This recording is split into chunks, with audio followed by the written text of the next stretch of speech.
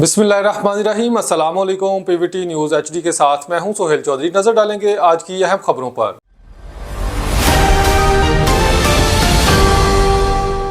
शुजाबाद में सीवरेज का निज़ाम मुकम्मल तौर पर दरहम बरहम हो चुका है। मुख्तलिफ गली मोहल्लों और रहायशी इलाकों में गंदा पानी घरों में दाखिल हो रहा है, जिसके बायस शहरी शदीद तकालीफ और बीमारियों के खतरात से दो चार हैं।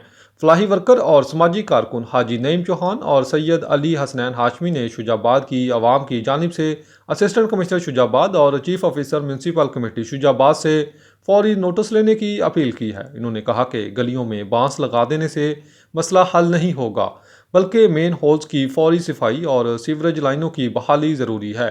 शहरियों ने इंतज़ामिया से मुतालबा किया है कि इस संगीन सूरत हाल पर फौरी मीटिंग बुलाकर मौसर इकदाम किए जाएँ ताकि शहर को सीवरेज के मसाइल से निजात मिल सके।